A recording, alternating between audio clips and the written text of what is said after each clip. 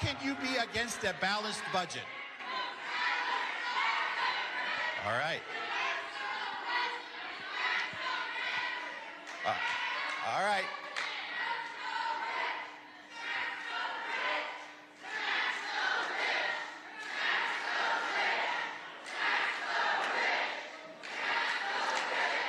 Okay, let's talk about this. So your proposal to solve this is to tax the rich.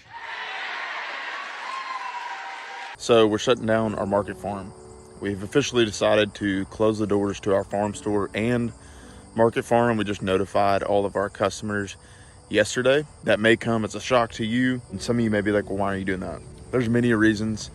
Ultimately, it comes down to we don't feel like the time input for the return is worth it. There's only so much time in a day. I've got several other businesses that just demand my time. I'm a real estate agent, I'm a health insurance agent, and then obviously we run the Tanner Farmstead social media accounts, educating you on how to grow food. And I really want to scale that and scale these other businesses. And I really want to grow putting out more content. And to be honest, I've wrestled with this for the past couple of years. I want my content to be about homesteading and food preservation and all these other fun things that I want to do, but I haven't been able to do because I've got to put so much time into, the turn and churn market farming crops, like lettuce. And so it's just not been in line with my vision. If you got any questions or want to hear more. Nebraska's biggest part of their economy at GDP is farming. Right. And they said 45 to 65% of the workforce is undocumented. 45 to 65%? Yes. So shit. with Trump rounding up illegals, what have those illegal immigrants done?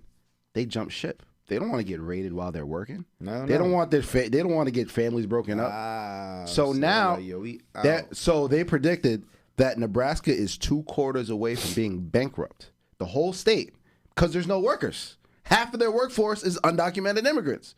So now Nebraska is in a panic, is in an uproar.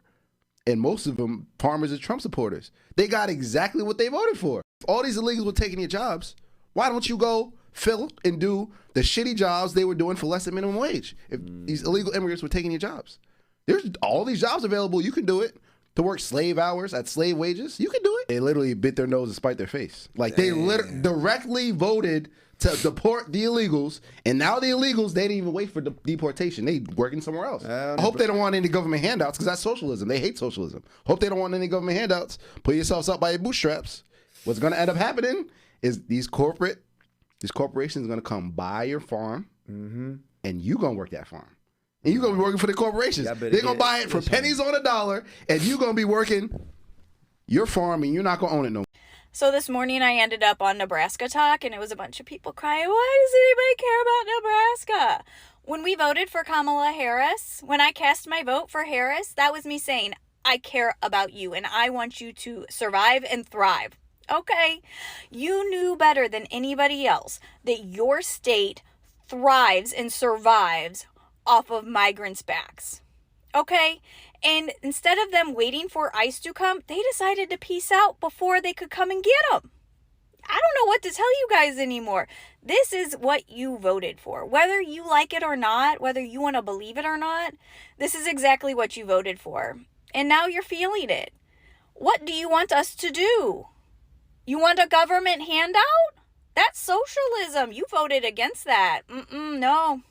Sadly, the reality is that you'll probably have to sell a lot of your farms for pennies on the dollar to large corporations and manufacturers. But don't worry, they'll probably let you work there for minimum wage. So Trump just said we're going to have a 32-hour work week now, no longer 40. 32 is going to be the standard. No, you're not going to just work 32 hours. You're still going to work your 40. What that means is you're going to get overtime from 32 to 40. For salary people, it don't mean shit. For union people, if your contract says overtime after 40 hours, don't mean shit. But Trump said he was going to do this before he pushed no taxes on overtime. So what this is going to ensure is people that work 40 hours a week hourly, your last 8 hours are going to be overtime hours because that's just standard. Then once this gets passed, he's going to put the bill in for no taxes on overtime, which is going to be good for all of us Gonna make a shit ton more money. Just to follow up for everybody that said, oh, Trump's full of shit. He might be full of shit about a lot of stuff. But he said we were only gonna have a 32-hour work week. That's what we got. He said he was gonna do no taxes on overtime after we got this passed. That's what we're doing. The man hasn't even been in 6 months yet. So as a Nebraskan, the farmers predominantly voted for the current president. They also voted for Pete Ricketts and Deb Fischer, who aren't doing anything for them. And China announced that they're not going to buy corn and soybeans today, or I think they've done it over the last couple days. I think it was last week. Because of the trade war, their current president that they voted for decided to wage, a trade war with China. They're not going to buy your goods. And I know that a lot of you have said that you want aid. Well, as a taxpayer who lives in Nebraska, who did vote for the right candidate, I don't think I want my tax dollars going to bail you out.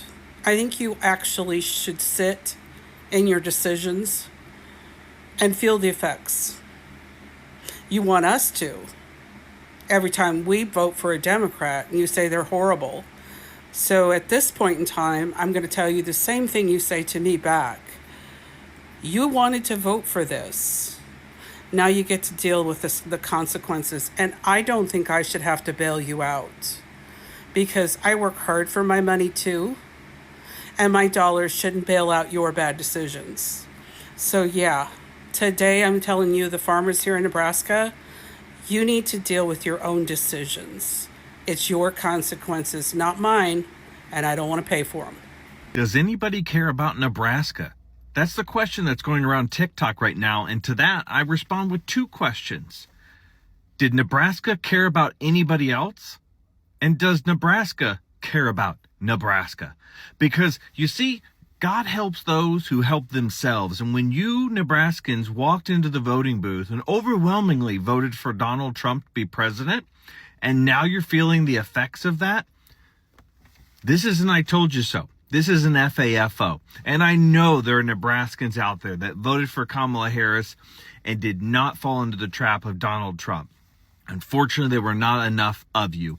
And now the rumors, and I'm having a hard time substantiating some of this, but the vibe that's going around is that Nebraska basically looks to be bankrupt in about 6 months because of the undocumented migrants that are being deported, or just the fact that undocumented migrants make up a large portion of their state and workforce on the farms. And they're not showing up to work because they're now afraid they're going to be deported. So Nebraskans, especially farmers in Nebraska, did you think any further than the front of your face? Did you think any further? Or were you just blinded by hate? And now people are coming out here asking, what about Nebraska? Do you guys care about Nebraska? No, I've already answered it, but the short answer is no. No, we don't. We don't care about Indiana, where I'm from. We don't care about Kentucky losing their bourbon up in Canada. We don't care about Jack Daniels in Tennessee. We don't care about the auto industry in Michigan. Are we all going to feel this? Yes, it's going to hurt. The disruptions in the food supply from Nebraskan farmers is going to hurt everybody. We are not immune, but we can't care. We can't care. We have no more sympathy to give. You guys had a chance. We spent our time telling you, talking to you, talking at you because you wouldn't listen.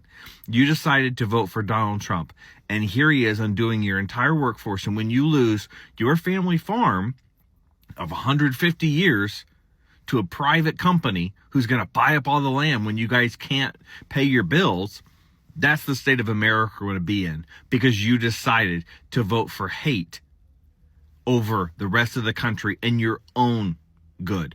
You cut off your nose to spite your face. So Nebraska, we don't care. So you want to deport everyone, huh? In 2011, North Carolina needed 6,500 farm workers. Only 268 legal Americans applied. 245 were hired, but only 163 showed up to the first day. Worse, only 7 lasted till the end of the growing season. Migrant workers aren't taking your jobs, They're doing the jobs you would never do. And while they're doing that, they're paying taxes into Social Security, which they will never get back. And you want to deport them all. Have fun working on the farm.